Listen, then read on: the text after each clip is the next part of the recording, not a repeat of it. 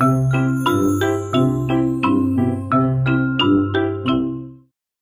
everybody, Mrs. Scott here. I'm going to be reading The Selfish Crocodile, written by Faustin Charles and illustrated by Michael Terry. Deep in the forest, in the river, lived a large crocodile. He was a very selfish crocodile. He didn't want any other creature to drink or bathe in the river. He thought it was his river. Every day he shouted to the creatures of the forest, "Stay away from my river! It's my river! If you come in my river, I'll eat you all!" So there was no fish, no tadpoles, no frogs, no crabs, no crayfish in the river. All were afraid of the selfish crocodile. The forest creatures kept away from the river as well. Whenever they were thirsty, they went for miles to drink in other rivers and streams.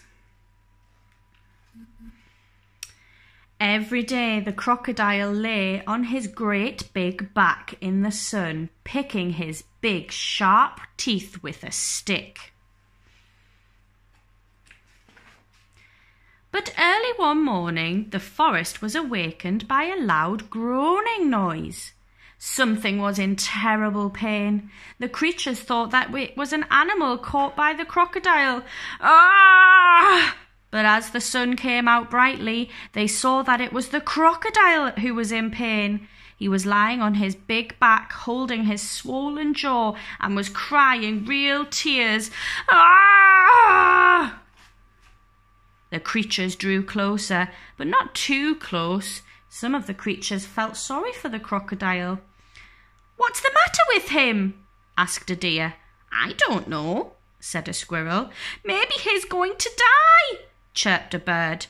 "If that's going to happen, it'll be safe to go in the river," grunted a wild pig.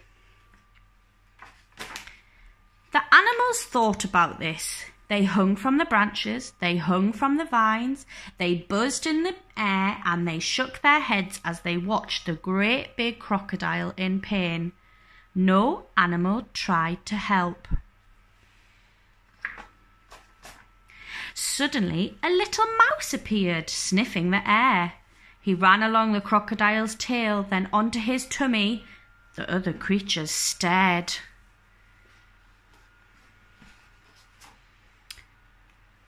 "Look at that mouse," chattered a monkey. "He's either very brave or mad. He's going to be eaten for sure," said an iguana.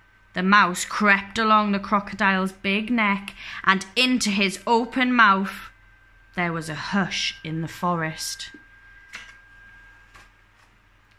The mouse got hold of something and pulled and pulled and pulled. Then he put it on his shoulder and walked out of the crocodile's mouth. There was a loud cheer by the astonished creatures. "Hooray!" The crocodile sat up and said, "I don't feel any pain anymore. It's all gone." Then he saw the mouse walking down his tummy, carrying away an enormous crocodile tooth on his shoulder. "Your bad tooth was giving you toothache," answered the mouse, turning around to face the now smiling crocodile. "Do you want it back?" "Oh, no, no, no, get rid of it, and when you've done that, come back, I'll have a present for you." The mouse went and buried the bad tooth under a tree, and when he returned, the crocodile had a nice, juicy nut waiting for him.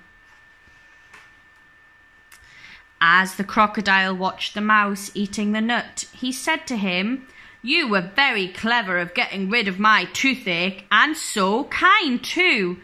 I am so grateful. But what shall I do if my toothache comes back?" "Don't worry, I'll help take care of your teeth," answered the mouse, nibbling. Soon the crocodile and the mouse were the best of friends.